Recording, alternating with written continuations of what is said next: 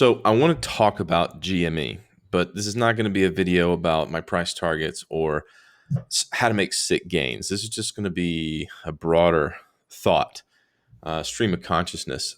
This was posted on another social media platform. Uh, Basically, a big FU to the SEC from this social media. I also just was paying attention and noticed that the Discord group for Wall Street Bets is no longer working now. It could come back, but it's going to be very interesting to see how this plays out. This SEC released a message saying it's a very neutral statement. The TLDR is we're looking at it, we're aware of it, we're watching it.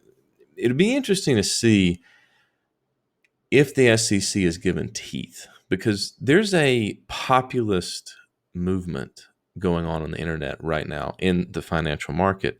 And it's a sort of David and Goliath, literally Robin Hood thing where the crowds of people are taking the money from the evil hedge funds.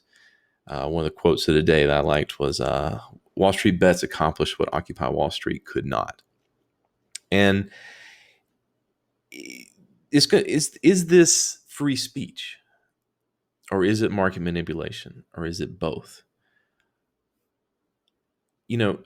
If the SEC did get involved, if they did actually come down and say to Reddit or Discord, which is, the two that they would go after, you cannot let people do this, what they are doing, that would be really the first time that a federal agency actually came in and started growing some teeth against some sort of social media platform. That would set precedent.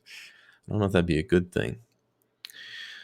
So it's going to be very interesting to watch and see how this plays out. And there's a question: is this a good thing? Is it really? I mean, I like to be contrarian, so I want people to have free speech. That's like one of my highest principles.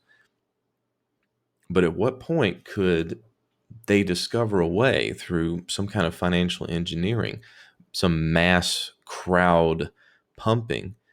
Because we're talking about the potential for everyone in the world here and all the money that comes with that. What if they could manipulate something like Amazon or Tesla or Apple? What if they could crash a major stock that every pension fund has in their portfolio and damage the retirement savings of others? I mean, these are questions that are going through my head because it could foreseeably become catastrophic. But do we want to stop that? May you live in interesting times.